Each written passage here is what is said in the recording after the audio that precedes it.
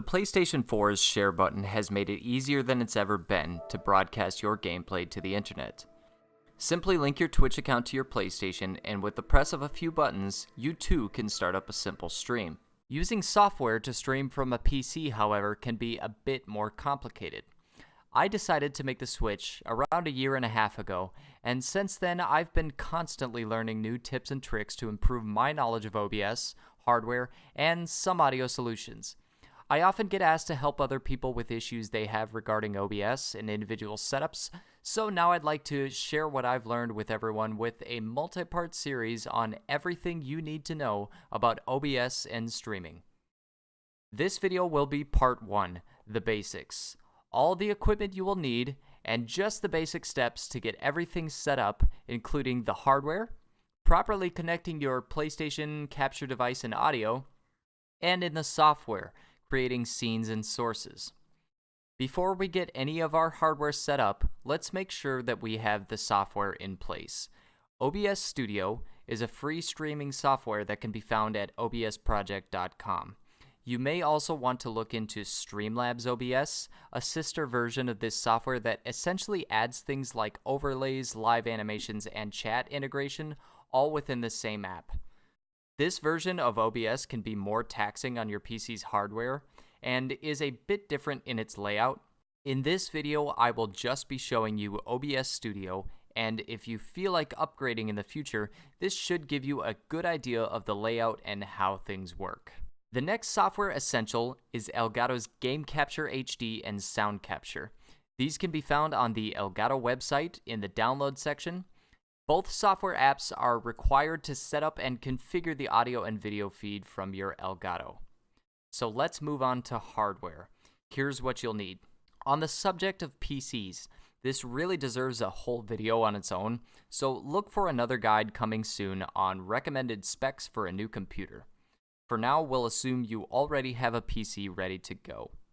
The next thing you'll need is a capture card. There are two major brands, Elgato and AverMedia. I have no experience with AverMedia cards or the software it comes with, but I do know that they are sometimes a cheaper option for those with a budget. This demonstration will be focusing only on Elgato devices. There are two types of Elgato capture cards, internal and external cards. Internal capture cards shown here are actual expansion cards that you install in your PC.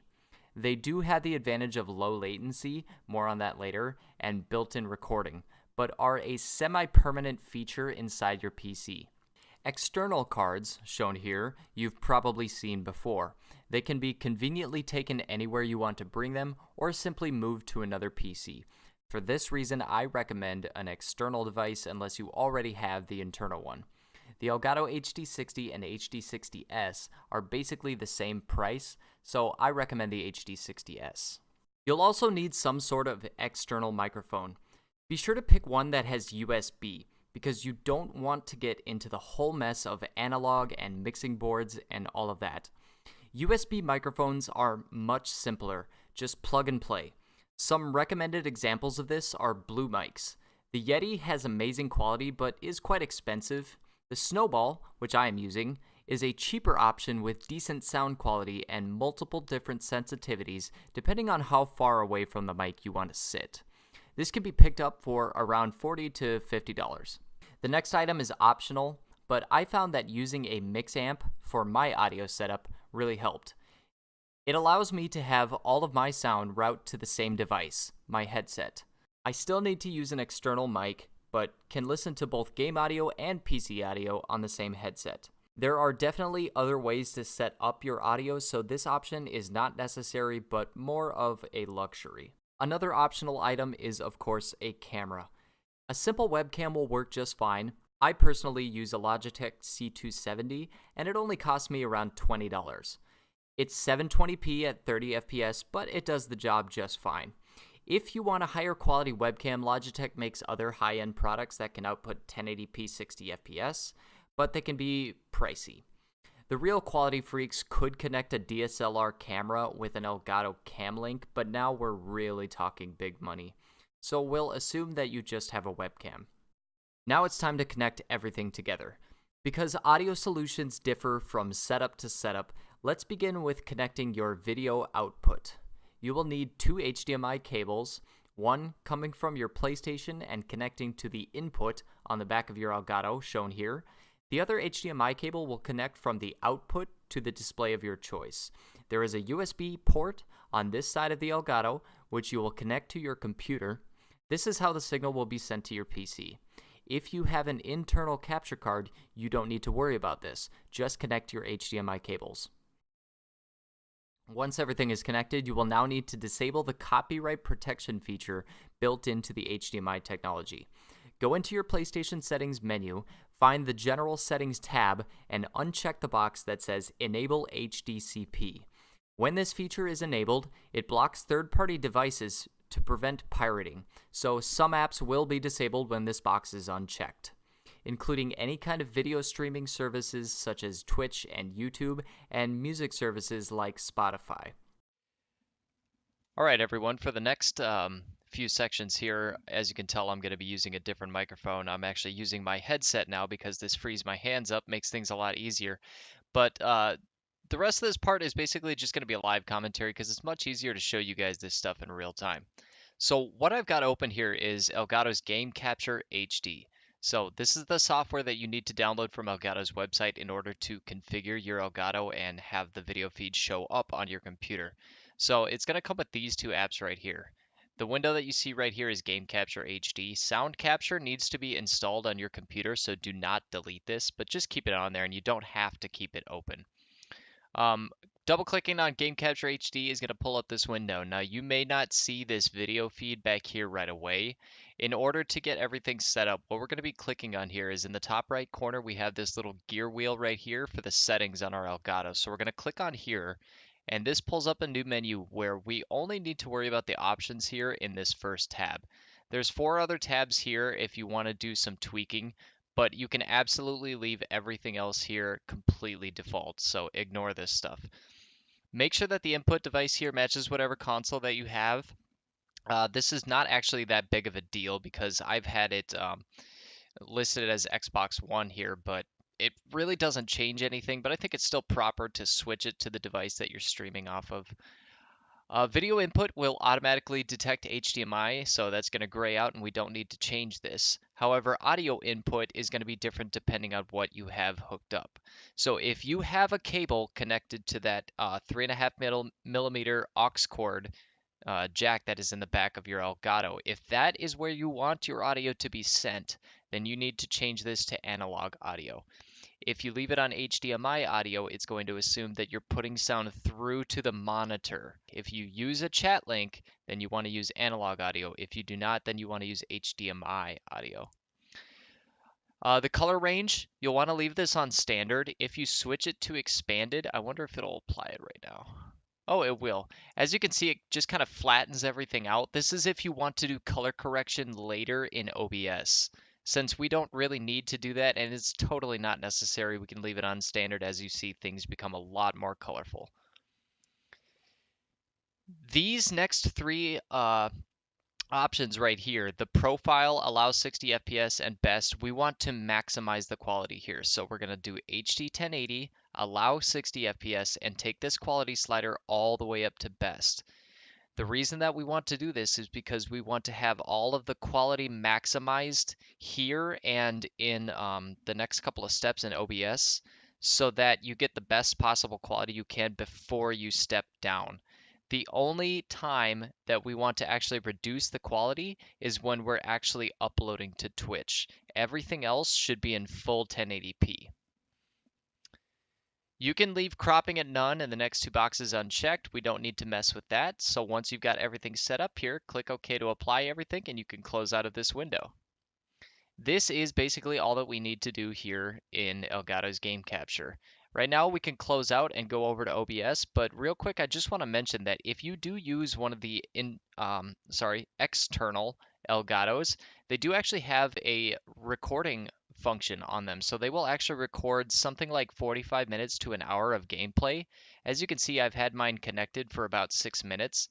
If I hit the rewind button here and go back a little ways, or I can just take this slider and go back, it's actually been recording this whole time. So I could press this record button right here and it's going to show me logging in. You see this? So I could press the record button right here and save a clip from a moment up to an hour ago, which is a nice feature, but it only works if you have this software open. Anyways, that's all I'm going to touch on for right now. So I'm going to close this out and we're going to head over to OBS so I can show you guys everything over there.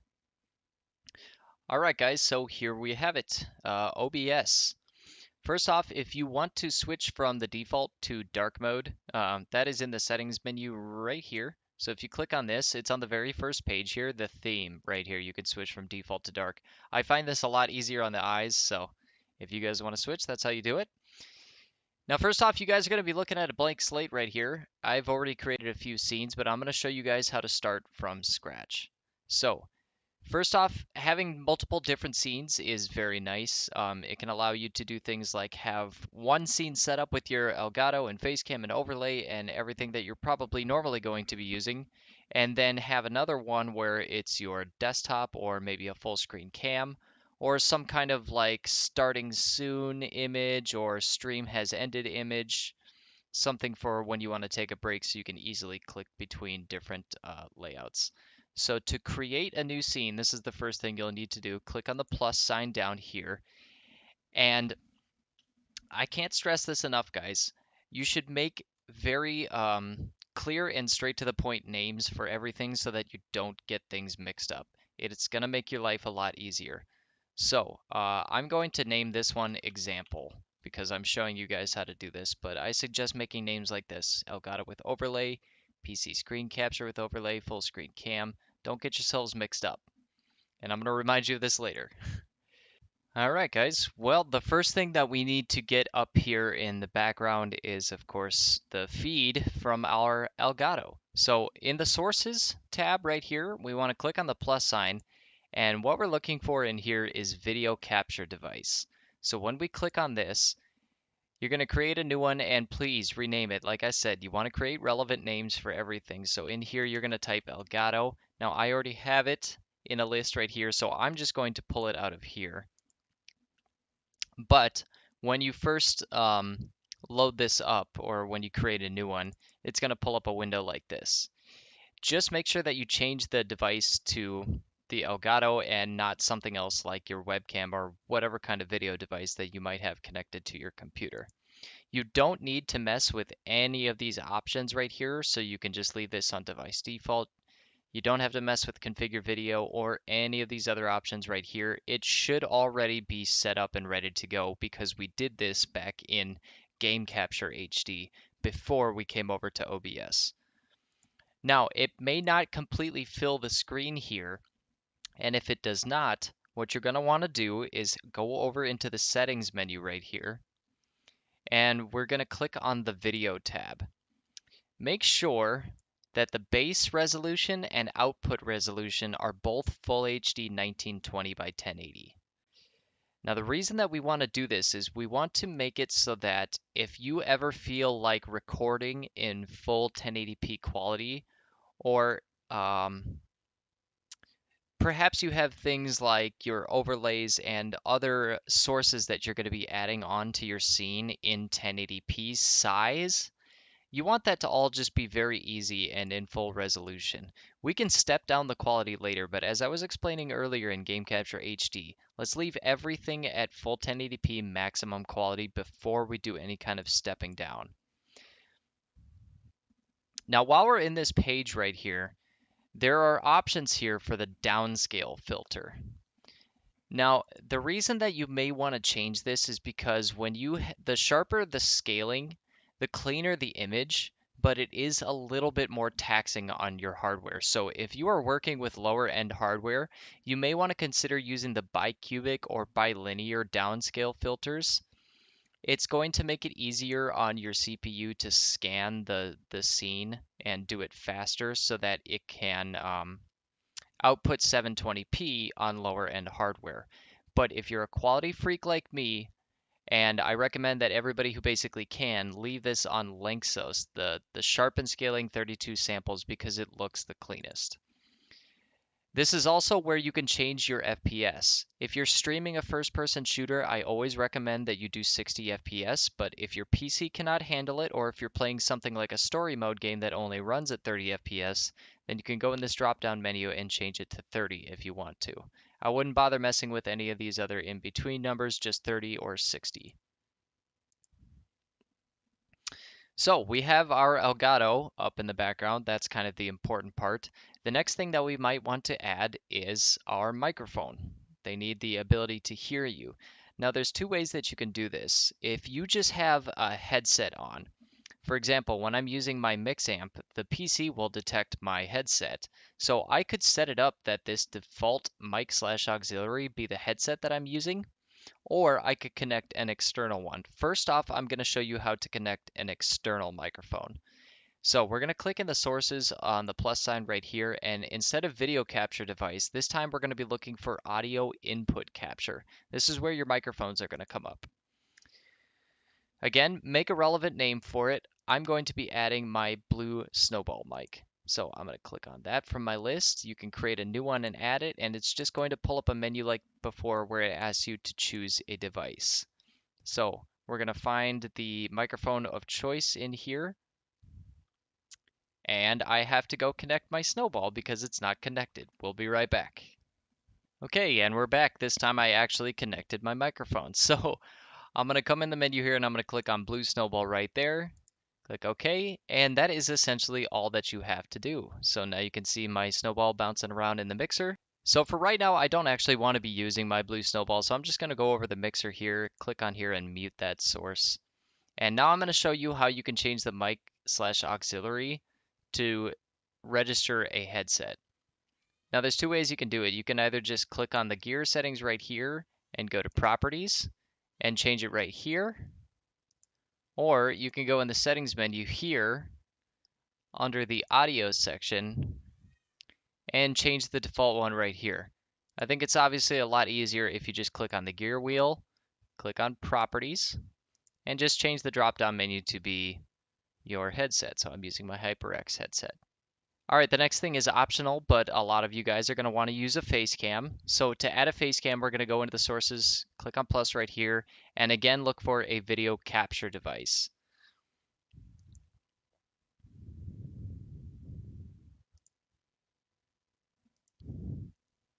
And there we go. Obviously, at first, it's going to be absolutely massive, so we can just take this and downsize it a little bit, drag it over to where we want it to be. And now, right now, as you can see, it's in the 4:3 resolution. So if we want to change this to be widescreen, what we're going to want to do is go back into the sources here, and you can double click on this and change the resolution right here to something like 1280 by 720. So if you plan on putting a border around your camera and it's in widescreen aspect ratio, that's where you can change the resolutions on there. One quick side note here, people. When you add your face cam into here, it's automatically going to show up here in the mixer as well. If you do not mute this audio source right here, you're going to be hearing yourself twice on stream. I've seen a few people that when they first set up their face cam in OBS, they started streaming and they're telling me, I'm hearing myself twice. What the heck is going on? Well, you have a built-in mic on most webcams. So to mute that source of audio, just make sure to go down here in the mixer and mute that because you're going to be using an external microphone and you don't want those to overlap each other. All right, guys, things are starting to kind of come together now. To keep things very basic, I'm not going to go into any more details like adding cam borders, chat overlays, or any kind of graphic live feed overlays. I'm just going to stick to the basics of having the Elgato in the background, the face cam, the external mic, and we're going to move on to how to actually connect your Twitch account. So your scene is ready to go, your sources are in there. The next thing that we need to do is we need to get your stream key from your Twitch account to copy into OBS, which will allow you to stream. Now I have my Twitch page pulled up right here, so I'm going to show you guys how to do this. What you want to do is click on your little profile right here and go down to your creator dashboard. And in here, you're going to go in under settings to your channel settings right here. And this is where you're going to find your stream key. So you can simply copy it right here, and if for any reason you show this to somebody else, they can stream off of your account. So to keep your privacy, if for any reason you need to reset, there's a one button press right here, but just remember that if you reset your stream key, you'll have to copy this and put it into OBS again. So you can simply click copy right there, close out of here, and we're going to go back into OBS, into our settings right here. And we're going to go to the stream section and copy that right here. Obviously, you want to make sure that the service says Twitch and just leave the server on automatic. Trust me, you may want to try to select the server that's closest to you, but if for any reason that's having some kind of connectivity issue, this will automatically reconnect you to a different server. So just leave that part on auto. Click apply, and then you can close out this window. Alright guys, we're almost there. At this point, you are essentially set up and ready to stream, but before you do that, let's configure your output settings to maximize the quality based on what your PC and internet bandwidth can handle. So now we're going to head over to the output tab. First thing we want to do here is switch the mode to advanced. This gives us more options for customization. Now, for the encoder, I recommend that you stick to X264. This encoder uses the computer's CPU to render the stream. There are other options here called either H264 or NVENC. What that stands for is NVIDIA encoder. So if you have an NVIDIA graphics card, they have their own special H264 encoder just for those cards. Both of these, the H264 and NVENC, are encoders that utilize your graphics card for the stream. While graphics cards can handle a lot higher bit rates and resolutions more efficiently, so they can be used to record or stream in full 1080p, you have to really crank the bit rate right here in order for the image to look clean, because at lower bit rates, H264 and NVENC look a lot blurrier. If you have it on X264 and it's using the CPU, it's going to be a much cleaner, crisper image at lower bit rates. And that is why for Twitch streaming, you want to use X264. Up until this point, anytime that we were asked to change the resolution, we kept things at full 1080p. This rescale output box is where we finally want to switch our resolution. What this does is keep everything in your scene and the feed from your Elgato at maximum quality. So if you want to record, you can have full 1080p quality, but the stream could be in a different resolution, say 900p, 720p, 480 if that's all you need. So right here, if you're going to change it down to 720p or something else, this is where you want to do it. So the question now is, what resolution and what bitrate do you want to use? Everything else in this section will differ from person to person, so let's step aside for a moment. The best way to find out what your PC can handle is to set up two tests, a local recording and an internet test. Internet tests are easy. Simply Google search a speed test and run it. Okay, so we're going to do a simple search for a speed test here, and the built-in one on Google will work just fine. So let's run the speed test. Okay, so here are the results of the test. Now, download speed is going to be whatever it is. That's not really the important thing. The important thing is your upload.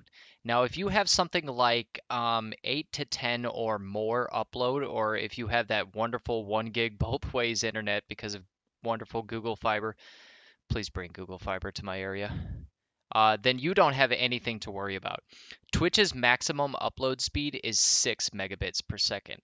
So if you have something higher than 6, you should be able to stream at the maximum upload rate of Twitch. Upload speed, however, is only part of the picture. You might have blazing fast fiber internet that can handle 1 gig both ways, but unless you have a beast of a PC, you may not be able to handle that crisp 1080p. To test hardware capability, we'll be going back to the Output tab in OBS again. This time, click on the Recording page. Now, the first thing that we have to do is we have to set up a file for our recordings to go in. So when you click on the Browse tab right here, so you want to make sure to set this up on a large hard drive or a large SSD with plenty of space on it, because these recordings, especially if you're doing something like a 4 or 5 hour stream, can be some pretty large file sizes. Now, recording format, we want to keep this on MP4. This is the best format to record in because it has the best quality. But be warned, when you're using MP4, if anything goes wrong in that recording process, the entire file will be dumped. So this is why some people say that they just randomly lose footage. It's because of the way MP4 is recorded onto a drive. It needs the entire video file to be basically flawless, but regardless of the risk, and trust me, it does not happen that often at all. I've recorded hundreds of videos, I've lost one. Regardless of that, it is still the best quality and the easiest one to record in, so just go with MP4. Now, encoder right here is going to be whatever you're going to be testing out. So most of you are probably going to just go straight for X264.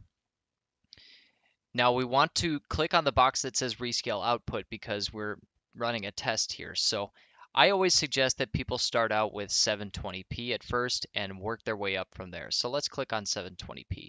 Rate control should be CBR for Twitch. This is actually recommended by them. This means constant bitrate as opposed to variable bitrate. Twitch wants you to upload at a constant bitrate to minimize things like frame drops and buffering. For keyframe interval down here, we want to type in 2. I don't actually know what this means, but it does say in Twitch's user guide that you should be filling in 2 right here. Now, bitrate is another variable that will depend on your upload speed and the resolution that you stream at. Assuming you're trying out 720p and we have the FPS set to 60, the lowest you should even try is 3000, but it may be potato quality. So again, here are some recommended bit rates depending on resolution and FPS.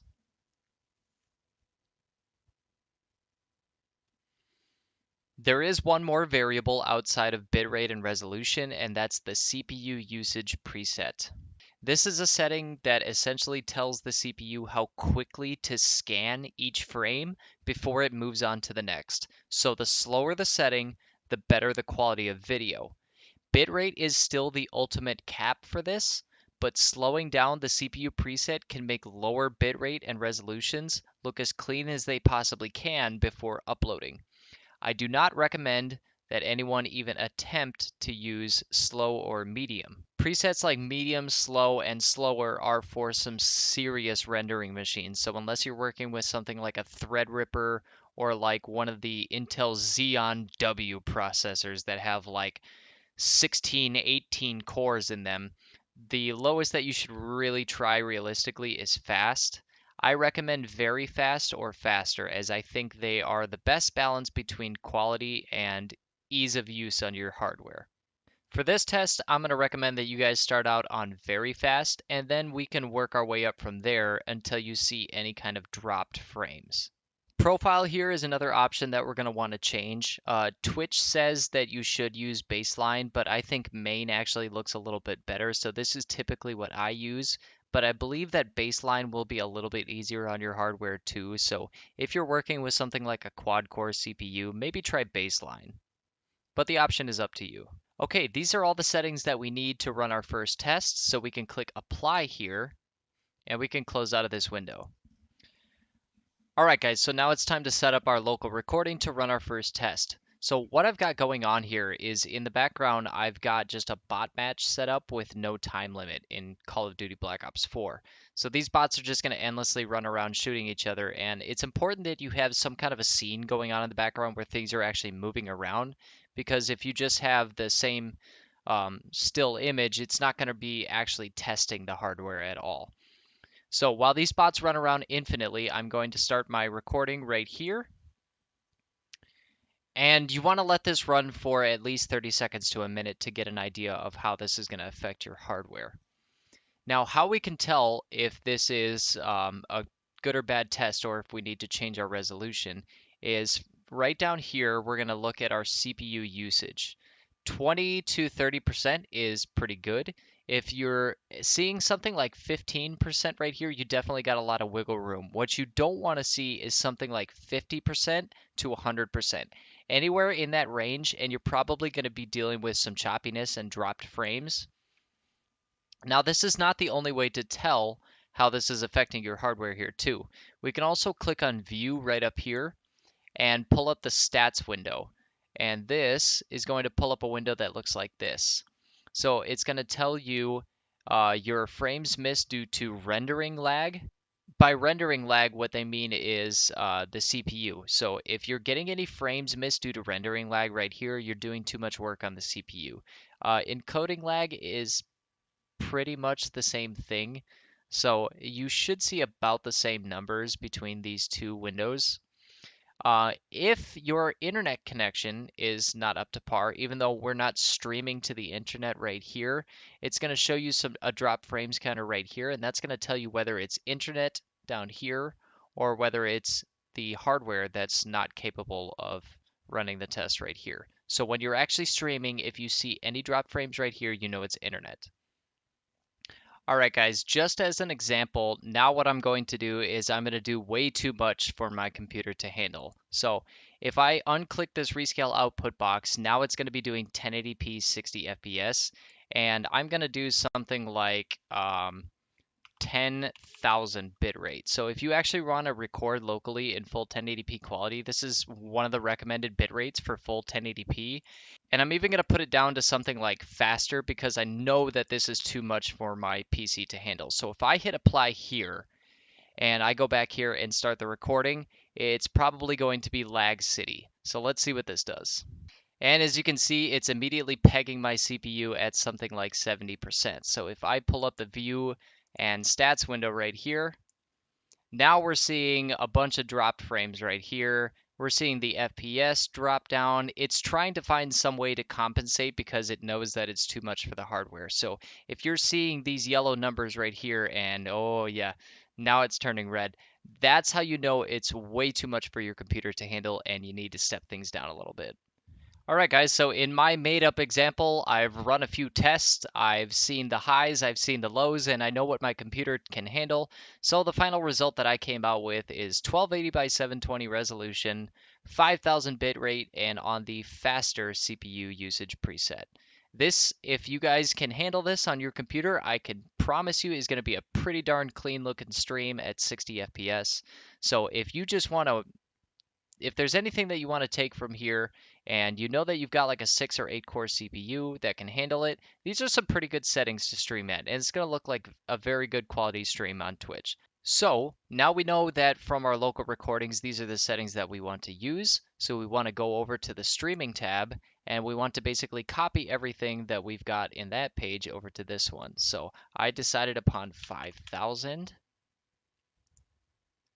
Fast preset, keyframe interval 2, profile, main, and these are now going to be my stream settings. So when I click OK, apply here, click OK, the menu closes out, and congratulations guys, you are ready to stream.